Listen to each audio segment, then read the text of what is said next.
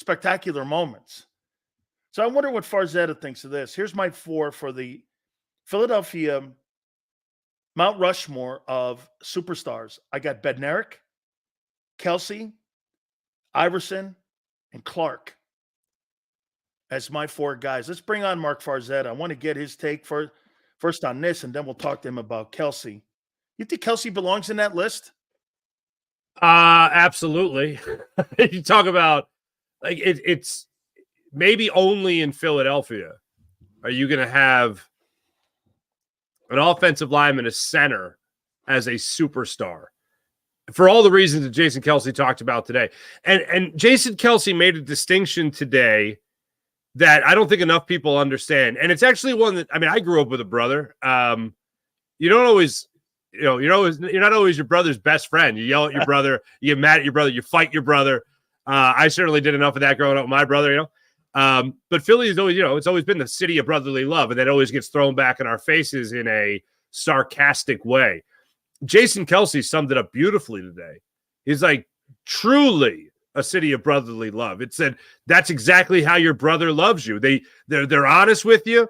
They beat you up from time to time, but they always tell it like it is. And that is the city of Philadelphia. And he embodied that as a player.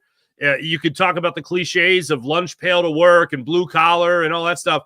To hell with all that. If it's a cliche, then it's an unfortunate one because it's so damn well earned. If you show up, you work your ass off. If you get every ounce of ability out of whatever talent you got, then they will love you in the city of Philadelphia. 4 years ago, Jason Kelce did a beautiful speech about this city holding players accountable. Darius Slade just talked about this on Steven Nelson's podcast, a former teammate of his, saying, they'll boo you at halftime when you're going into the tunnel. They'll chant, run the ball, and then you run the ball, goes for the loss, and they'll cheer that you just ran the ball. This city holds teams accountable like no other, holds players accountable like no other. And Jason Kelce matched that type of energy with the city. So for that reason, I would put him at, sorry. And also the fact he's a 6-time All-Pro and a first ballot Hall of Famer and a Super Bowl champion. That's why he would go on that Mount Rushmore in Philly. The press conference today, I watched it, and in a city like Philly where there's no crying, I thought you take exception for the exceptional. You know what I mean? And Mark, sure. It came off where you're watching it, and I wasn't sad for him. It was more tears about the journey. Sure. The people around him and the love affair. Because to me, those were like love affair tears that, hey, you're walking away. You're telling people I have to go. It's like telling someone your final rights. Instead of someone reading your final rights, you're reading it to them. Mm-hmm. Like you're going, hey, I have to go. It's just I can't. Most of us are told when to get the hell out. And for him to have to come to that, I thought that was one of the most genuine retirement speeches I have ever heard. My first takeaway was it was a speech worthy of the man. Yeah, that's great. I met Jason Kelce in 2011. I met him when he was drafted. And I remember having conversations with different draft picks and all that. And I remember having a conversation with Jason Kelce. And I just remember, not that I ever would have predicted, this guy's going to be a star or whatever, anything like that. But just like, this guy's got a personality. He looks really average. This guy's going to play center. He just looks at, but you know what? With his personality, it's like, if this guy, if he's anything, he's got the personality for this city to love. I interviewed him on a number of occasions. I just thought he was a really entertaining guy. I thought there was something to it. And you started to see him improve every year on the Eagles offensive line. And maybe year 5, and he talked about it today at the press conference in 2016, following that year, everybody wanted him out of Philadelphia. If he was a general manager, he would have traded me for 2 I would have traded myself for 2 washing machines, and you just saw the improvement and the dedication to his craft and getting with Jeff Stoutland. And he had mobility and agility and speed down. But for an undersized offensive lineman, an undersized center, you're supposed to. It was about the power, the technique, the footwork, and the hand movements and the hand placement and all that. That's what he had to work his ass off on during that offseason. And that's exactly what he did. And I felt that today he really showed you the hard work and dedication and talked about that beautifully, about what it took to be that underdog. And now that, as he said it himself, overrated player. I'm an overrated player. He always had that chip on his shoulder, but he had to work his ass off and dedicate himself to what he did in order to make sure that he wasn't overrated, that it was appropriately rated for as talented as a player as he was. And I just thought today, giving the speech, every ounce of it was fitting of who he was when it came to the emotion. I mean, think about this. Sills, he thanked his high school band instructor today. He thanked the cafeteria workers at the NovaCare complex. Look, you could talk about what he said about Super Bowl 52. You could talk about the journey and all that. This man, if you met him, you connected with him. He connected with you. And I just heard a story the other day about after they won the Super Bowl, after the parade, he did an autograph signing for a card store in I think it was in Havertown. And people were just going and getting autographs, but also driving by and putting cases of beer in Jason Kelce's pickup truck. Like that he's a guy down the street that you know. If you meet him out in public, he's extremely relatable. The guy's got an awesome wife, from the area. 3 lovely girls. I met his in-laws who were awesome people, they're just awesome people. And if you got to know him, today was, you used the word genuine. It was spot on, the genuine article. It was exactly who Jason Kelce was. If you were to ask someone, if he was going to give a retirement speech, who would he mention? And everyone would get a shout. He shouted out the first time he laid on grass in pads as a kid.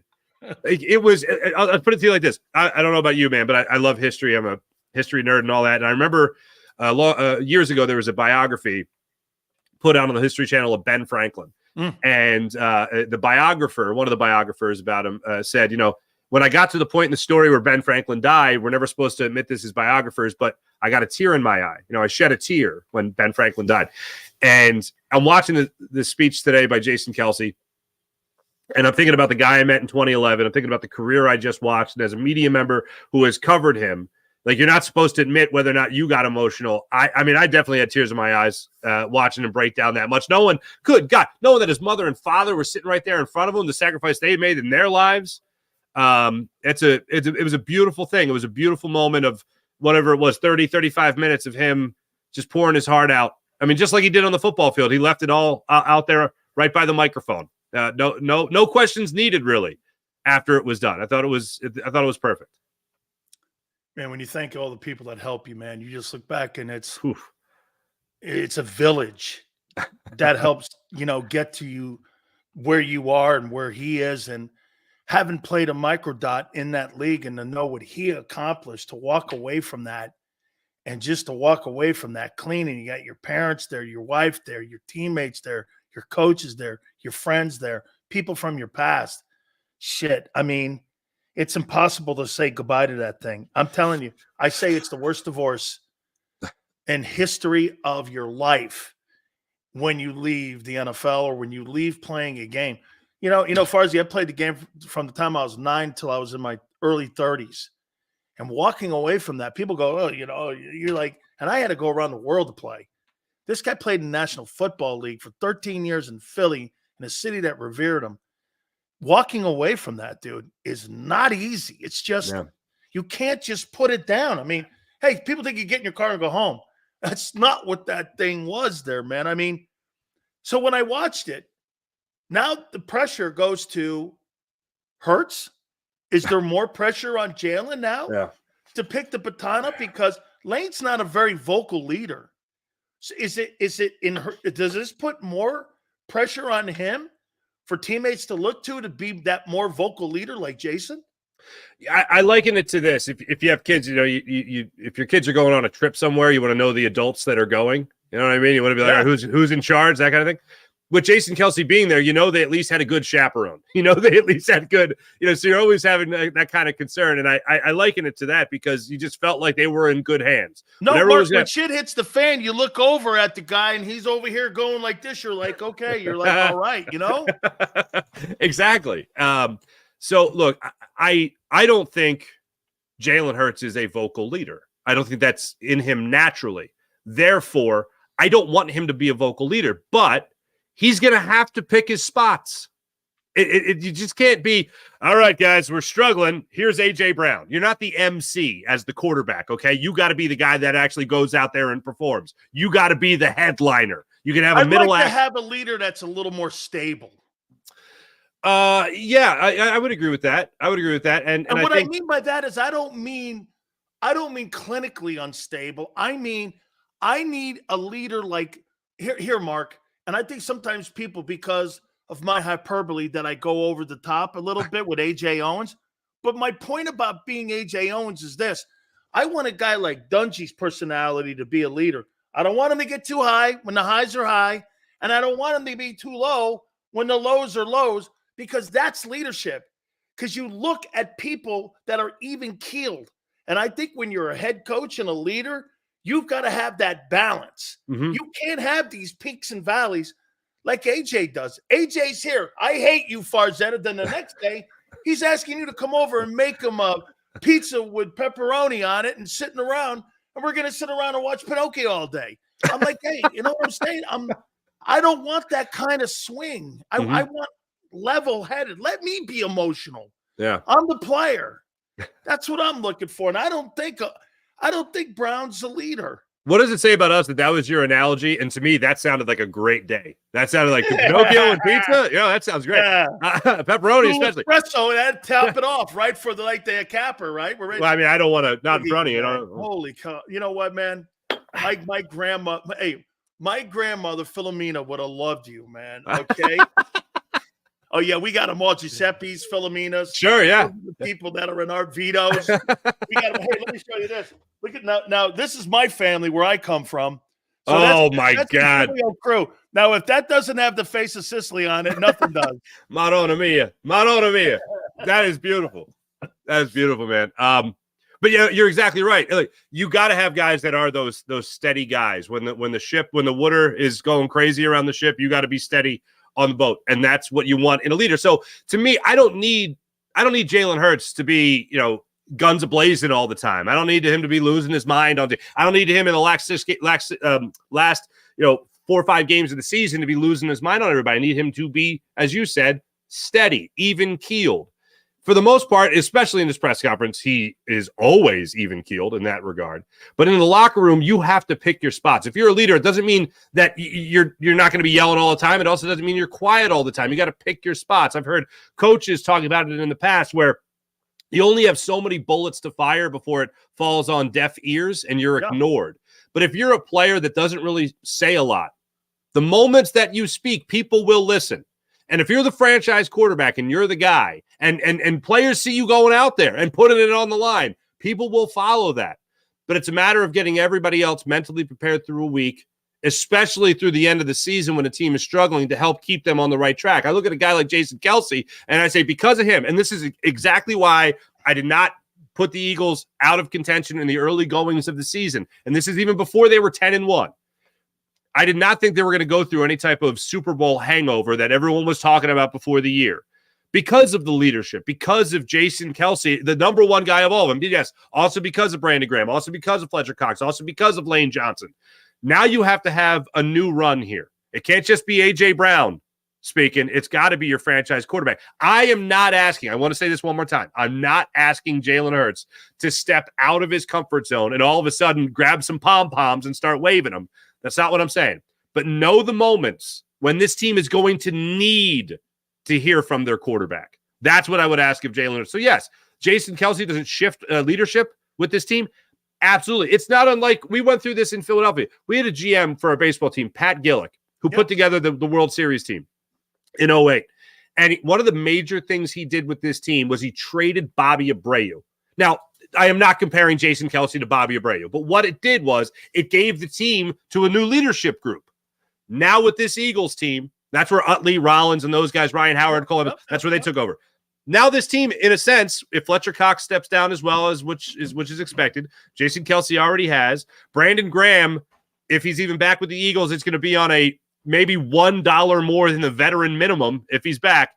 There is going to be a leadership change with this team. Jason Kelce has to, Jalen Hurts has to step in those shoes to Jason Kelce to become one of those leaders. Not right there as Jason Kelce, but he's got to be able to pick his spots and know what to say and when to say it. We're probably going to get another one of these press conferences in the next couple days too with Fletcher Cox. I mean, I looked at his numbers and I looked at his accomplishments, Mark.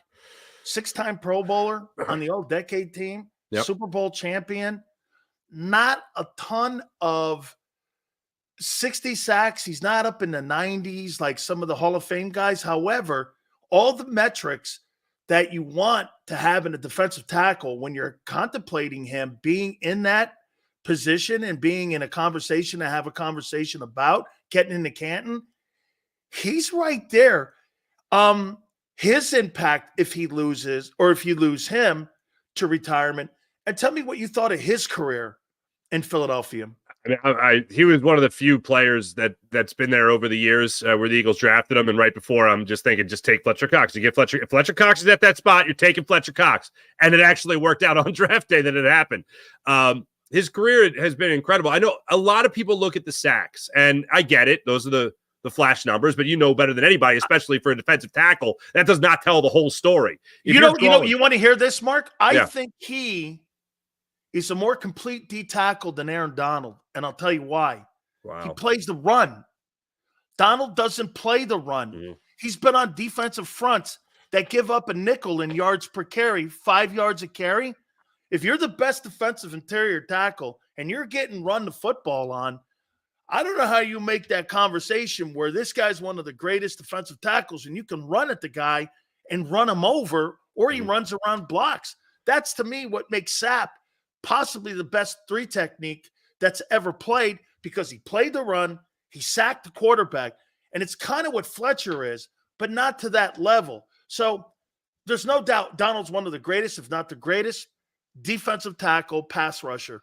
But when it comes to being complete, maybe I'm just being old school, man, get off my lawn, old man. But I like those guys that can play dual threat, play the run, pass rush, knows how to play 17 games, was constantly there every day for you, was picked at 13. You could have redrafted him. He could have been a top 10 guy. He just superseded everything you asked of him since he's been an Eagle. Mm-hmm. Yeah, I mean, you can make a case for a Hall of Famer, certainly, when it comes to Fletcher Cox. And for the city of Philadelphia, he was, I mean, you talk about Mr. Steady, always there. I mean, you talk about a guy that would defend against the run, would not just go upfield and get after the quarterback time and time again, but did have that in his game. I mean, he's one of the best. He's one of the guys that helped solidify the mentality of the Eagles in terms of investing so much, especially when it comes to draft stock and the defensive line. And you look no further than Jalen Carter and Jordan Davis. Now, you talk about what's got to happen on the offensive side of things with Cam Jurgens potentially, and obviously the number one the guy looked at to replace Jason Kelce, or at least step in to be the center next year for the Eagles. But now it's going to be a new time for these defensive tackles to be able to step up for the Eagles and give the type of production that you got from a guy like Fletcher Cox. So I look back on his career, and I don't just look at the stat sheet or the box score, and I know a lot of people do look at that. But for me, you don't get a mark in the box score for drawing the double team or trying to beat a triple team on the offensive line. You don't get that. But if you won't go back and you watch the film, and over the years, how many times Fletcher Cox was opening up things for the guys on the end because what he was taking up in the middle is something that is overlooked far too often. But Fletcher Cox, make no mistake about it, was doing it almost more than anybody in the NFL. And to see guys come around and have the success that they had from the edge positions here in Philadelphia, they owe a lot of that to Fletcher Cox, especially a 70-sack season that they had just a season ago. I'm going to say that I think Jalen Hurts will struggle this year because of the loss of Kelce. I mean, okay. So let me get this right, Mark. We're under the assumption, like we were with Dean, that Dean would have a seamless transition to Kobe Dean, taking over for TJ Edwards. You guys don't practice in the offseason. You don't go through training camp, and you don't take the exhibition games very serious. So you just went with the assumption that he was going to take over for Edwards. And I'm not saying you. I'm talking about everyone put the faith and had the assumption that how he knew what he was doing, and the coaches did, that guy was going to take the green dot and he was going to have a seamless transition. Mm-hmm. Do you feel that comfortable the way that they operate in the offseason, that Cam Jurgens, this is going to be a seamless transition from a guy who was the first team All-Pro, a Hall of Fame, first ballot Hall of Famer, to a guy who's just going to slide over and go, I got this? I'll put it to you like this. I got a lot more confidence in what Jeff Stoutland is going to do with Cam Jurgens than I do in, and I like Vic Fangio, but the Kobe Dean ain't stepping in there next year and becoming an all-pro. Cam Jurgens could step in there next year, be a pro bowler. I would doubt it. It's difficult to do that in your first year as a starter at that position. But I've seen Cam Jurgens. I've seen the film on Cam Jurgens. I've seen him play at a good level, not a great level already as an NFL player. I haven't seen that yet with Kobe Dean on any sort of consistent basis, a game here and there. But as a guy that has been given the starter's reins at the right guard position, did well this year. Not great, did well. To slide over now to his natural position of center certainly will not be seamless. It will not be a seamless transition, given that you're going and taking over for a guy that could be the greatest center ever. But I think he will be. I will say this. Overall, I think the Eagles' offensive line this coming season will still be a top 5 offensive line. It is, let's admit, it's a stacked offensive line. It is a very good offensive line. There will be hiccups. There will be communication issues as the year goes on. But I think they will still be solid at the center position. I think it'll be solid as a offensive line. And Jalen Hurts taking a step back to put it on him. I actually think he's going to have a bounce back year. I think Kellen Moore and what his offense is going to bring to the table will help revitalize this offense again. The only thing that concerns me is the turnover numbers, and I know that's the biggest thing. If he's airing it out more under Kellen Moore, that obviously puts the precious pigskin in peril even more. But I'm hoping that they do take that step back as far as the turnovers go. But offensive line speaking, it will not be seamless, but I think they will still be a pretty damn good offensive line next year. Mulata is an A talent. Dickerson's an A talent. And I would say this to you. I've made this comment back in the day. You might be too young, but I know you know the history of the NFL. Upshaw and Shell, when the Raiders had those two on the left side for like over a decade, the Eagles are in a position to have the left side of their flank of their quarterback protected by very young and very talented people. The center position, we'll see. Question mark. The right guard position is definitely an unknown. You have an A. Get this. He's no longer an A. He's an A-. But let's put that in the rest of the league. He's an A+, which means his A- is A+ to everybody else. Right, yeah. Because if he falls 3%, he's still better than 98% of the rest of the league and what we're talking about with Lane Johnson. So the 2022 O-line with Sayamalo and Kelce in the middle there, that's one of the best groups. I would even put that in the conversation with the Cowboys offensive line of Emmett as being as good as that unit, because those guys were that unit you had in 22 was as good as an offensive line I've ever seen. I think it's going to be interesting for a team that struggled with blitz pickup and had trouble with hits on the quarterback. They were third, and how that's going to play out, because Cam now has to make the line calls now too, Mark, and that took a lot of pressure off of Jalen when he was at the line of scrimmage, because, you know, I want to see how that dynamic. But like you said, you've got the best offensive line coach in the NFL, and Jimmy Johnson said that's clearly by far one of the most important coaches, if not the most important assistant coach you could possibly have. Does this lead you to believe then that they draft a guard, that they draft a O-lineman at 22? I don't think they'll do that at 22. I think they will get 2 linemen in this draft with the picks that they have. I don't think they do that at 22. It's one of the deepest drafts in many years, O-lineman. Yeah, wide receivers, O-linemen, great. I saw recently 10 to 12 wide receivers could be taken in the first 50 picks of the draft. That's pretty impressive as well. But yeah, I have a lot of confidence in what you have in Jeff Stoutland, but I'll put it to you like this. I don't have as big a question with Cam Jurgens moving to center as I do, say, if Tyler Steen moves to right guard, which is what was expected. I think if you're looking at question marks along the line of scrimmage, the bigger question mark is at right guard more so than it is center. You do talk about, you know, blitz pickup and making those reads as a center and where the blocking is going to be shifted to and all that. All that comes down to Cam Jurgens. I think that's something he's going to work his ass off with in the offseason. He's got 1 year of experience of at least being right next to Jason Kelce to help get those reads, so I think that will help him. The bigger question mark I have is whether or not Tyler Steen is going to be able to fill the void that's now shifted over by Cam Jurgens with the retirement of Jason Kelce. But in the not-too-distant future for this coming season, I got a lot of confidence in what this offensive line can do. And the number one reason is Jeff Stoutland. And I listening to Jason Kelce talk about it today, I mean, he echoed a lot of what we've heard and what we've talked about for the last couple of years. It's still amazing to me that Jeff Stoutland was a Chip Kelly hire. Like, think about that. Chip Kelly brought in Jeff Stoutland to this team. And didn't he bring that smoothie bar? He brought this Jeff Stoutland smoothie bar, and he brought Stoutland into you. Stoutland, smoothie bar, and the offense coordinator now for the Jaguars, who I'm forgetting, the kid. Oh, damn it. I can't remember his name. He brought another – didn't he bring Lane in too? Lane was the first draft pick in the Chip Kelly era, which I always immediately attributed to Howie Roseman. Oh, I don't think. How did he get that out there to him? Through a bugle? I mean, he was still in the broom closet. No. This was the first year. This is the first year. Wasn't he? No. This is before the broom closet. This is 2 years. And how about Jason Kelce in his speech today, alluding to that again? Jason Kelce addressed it in his Super Bowl parade speech, and then his retirement speech referenced Howie Roseman being moved to the other side of the building. He was at the other side of the building when he made that move.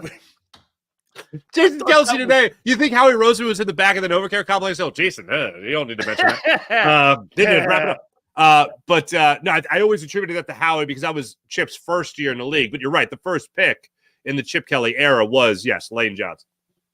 I wonder how you look at the ownership and how it's handled itself through this whole time here and these last couple weeks here and how this, I mean, I know he was down in like Morocco looking for a yacht and such, but I mean, you go yacht hunting, like, the guy in France. But I'm just curious. I mean, where's this guy? I mean, how do you think he's handled this whole thing with this? I don't know. You know what? It's been a lot of noise. Would you not agree? Yeah, I'm still waiting. Where the hell has Jeffrey Lurie been? I'm waiting for my end of the year Jeffrey Lurie press conference. Does he do that? Does he do one? Usually. Huh. This is how it went. This is how the state of the team. I don't want to have to wait till training camp again. I need to hear from him. I specifically want, and people can always say, well, what's he gonna say? But you know what? You don't really know until you ask the question. And even if they do answer the question, you can still read between the lines of what it really could mean. You can decipher it and all that. Hey, Jeffrey, a lot's made of the analytic department and your heavy persuasion of using analytics. Tell me a little bit about that. How much freedom does the head coach have? Why do you still have confidence in Nick Sirianni as the head coach of this football team? Why do you still think he is the coach to lead this team back to a Super Bowl? Not just win, not just get there, but actually maybe win it this time? Why is he the guy? Why are you bringing in an offensive coordinator with 5 years of experience under his belt and a defensive coordinator who's been a head coach in this league and has 25 years under his belt running defenses in the NFL?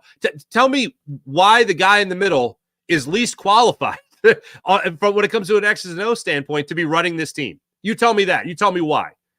And I want to see what he says. Mark, I mean, just a couple more thoughts here with you. You're so great. And I appreciate you so much.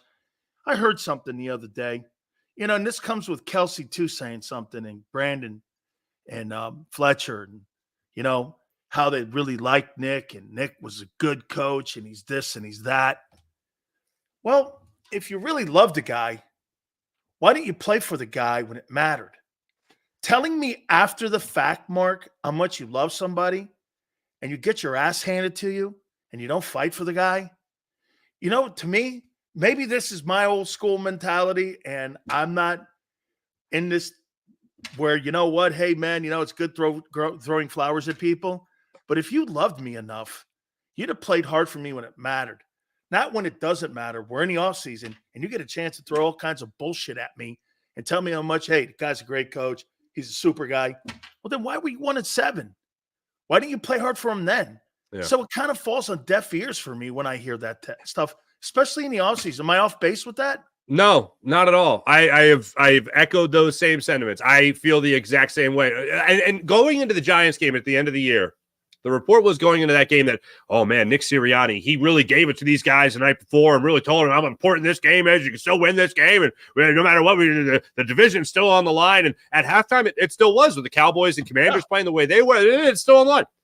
They laid an egg, Sills. They laid an egg. So don't tell me that you still love this guy, you still play for this guy. Exactly. And you know what else sucks? I'll tell you what else sucks. I was hoping that would be the game that would, okay, at least they'll rally and they'll show you something before the playoffs start. Get it right before the playoffs start. So we were obviously let down.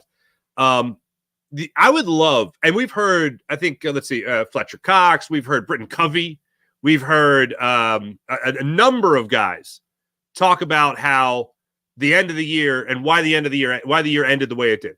I would just love one guy, and I think Dallas Goedert was the most accurate before he took back what he said, which was after they made the playoffs, after they clinched the playoff spot, they kind of just kicked their feet up and said that was that. I would love if just at the end of the season, somebody just would have said, why did we suck at the end of the year? Because we were done. We didn't prepare before the season enough for this moment. We were done. By the time we played the 49ers, we were absolutely cooked. By the time we played the Cowboys, we had nothing left in the tank for Seattle, and we barely scraped together a win against Tommy DeVito with a belly full of smelts on Christmas Day to beat him and the New York Giants, okay? Don't tell me that you guys had anything left. That's the only actual explanation I could get from the Eagles that I would go, I kind of believe that, because that's the way you played. More than anything, that you were just done. You were cooked. Too many injuries. The way people were being excited, the way people were excited about Zach Cunningham playing middle linebacker for this team should tell you all you need to know. The fact that he missed so many games at the end of the year and we went, oh my God, it's like we're missing Lawrence Taylor. It was pretty bad. It was pretty bad. So yes, a lot of it does fall on Nick Sirianni's shoulders, because one of the things I had confidence in Nick is the similar thing that I had confidence in the leadership of this team. The Eagles, I didn't think were going to go through bad stretches because they had maintained this great level of focus. And you talk about back-to-back 10-1 seasons. I mean, that doesn't happen. That's incredible. No. But then it just went away. Why did it go away is going to be one of the biggest question marks I will have for the rest of my days on earth when I look at how this season ended after the way it started. Yes, they struggled to be 10-1. They scraped together wins left and right, but they fought and they found ways to win. Finding ways to win can't be the MO for a season. It could be the MO for a month maybe before you start righting the ship and getting back on track and dominating games. And one of the stats, and it's very simple, that I go back to about this season is you had 2 wins this season of 10 or more points. 2.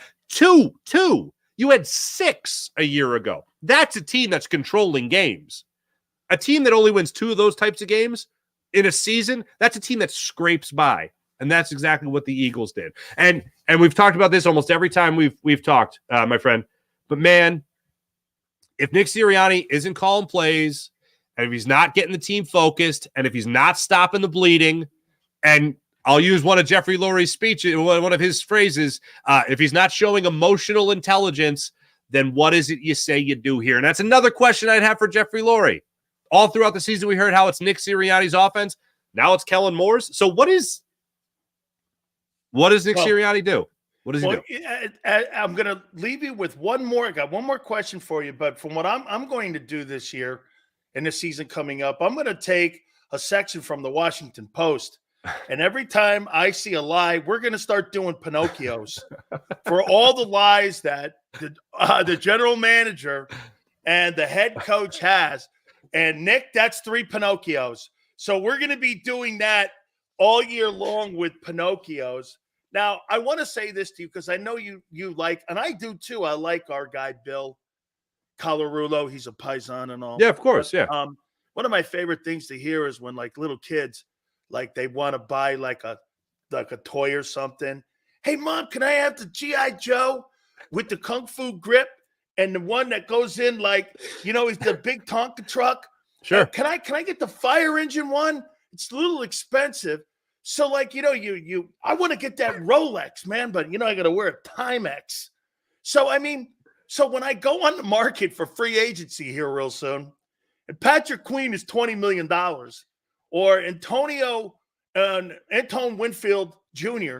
is $19 million, Do you in your right mind believe that Howie Roseman is going to open up Jeffrey Lurie's wallet and go, hey, I'm going to spend $20 million on Bill Colorudo's favorite linebacker toy, Patrick Queen of the Baltimore Ravens? Yeah. Do you really believe that? No. I want it. Okay. Segment over. Yes, echo everything. Love Bill as well. I too. Okay, Sills, I'm telling you that Patrick Queen's going to be on the team next year. Are you happy? You're happy. We're all happy.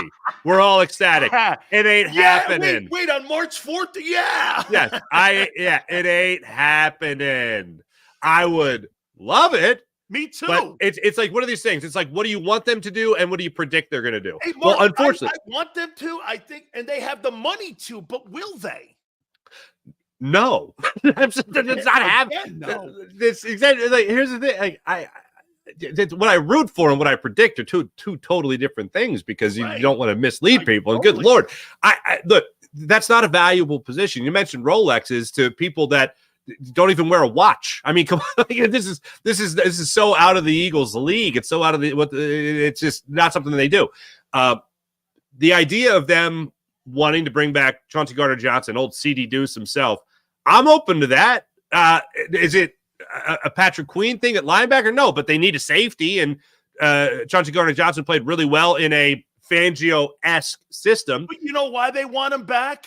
Because he spent the entire year on IR, and his market value is not going to be 6 to 8 million. He's free. It's going to be more 4 to 6. Yeah. So they're looking at it going, hey, I get the guy because he had a couple car wrecks. Hey, you know what? I'll take a couple dents in the fender. 2 million, 3 million less. Hey, I'll take the guy. Because if he played all year on that Lions team, he'd be a $10 million market guy. They're not going to bring his ass back with that.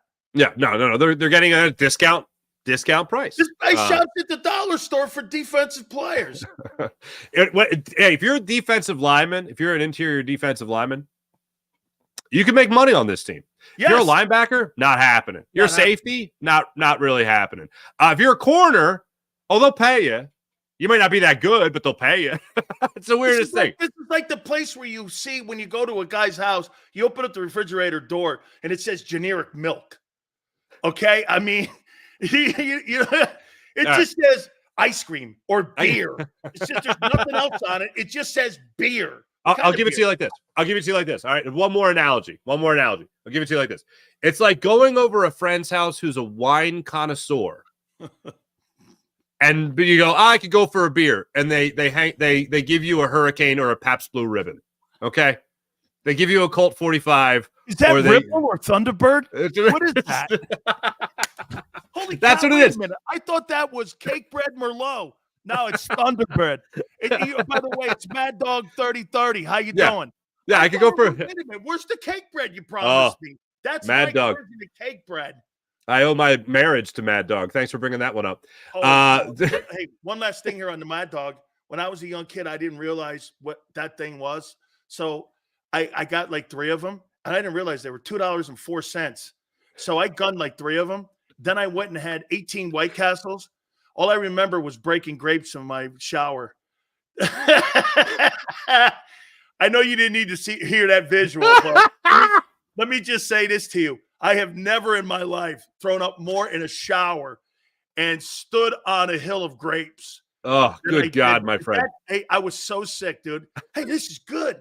It wasn't really, but it was $2.19 and I was in college. What the hell did I know? Do you think it was Hawaiian Punch? What the hell is going on there? Hey, but this is not getting me drunk. Yeah, 2 in, I was out. This ought to be interesting. Hey, I want to see who the leadership council is going to be when we move forward. Because with you, I don't think Sirianni. I think this puts more pressure on Nick too, because there's going to be a search for leadership in that locker room. But I did think today was a great day for Philadelphia because one of its great warriors called it a career today, and it was it was well justified in giving him that time today and having him say all those things and him open his heart like that to you guys. I really did. I thought it was a testament to you, the fans, too, as well, and the media guys, Marc. That was really – it was a job well done by all of you because, you know, you embraced him. He embraced you. He knew the ups and downs, but I thought he really embodied your city today. Since day one, the guy has just gotten it.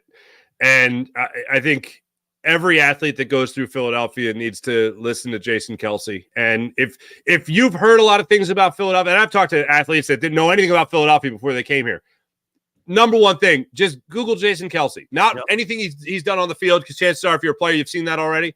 But the behind-the-scenes stuff, the off-the-field stuff, just listen to that guy. That guy could teach a class on introduction to Philadelphia for any athlete coming here, because from day one, the man just got it. Absolutely got it. Marc, thank you, brother. I appreciate your time as always, man. Great day in Philly. Watching a Warrior call it a career. Thank you, brother. Absolutely. Hey, I'm going to try to get my hands on my grandfather's bocce club team photo. So the next time I'm on, I'll try to show that one to you. Watch this. Hold on here. This is my Aunt Nellie. This is my here's my grandfather. Here's my pop. Here's my Uncle Rocky. Here's my Uncle Joe. Here's my Uncle Sal. Look at all those guys, man. Good Irish names. This looks like the Colombo crime family. That's beautiful. That's beautiful, man. God bless. God bless. Salute. See you later, Marc. Thank you, brother. All right, guys, please hit the like button. Keep it here, National Football Show.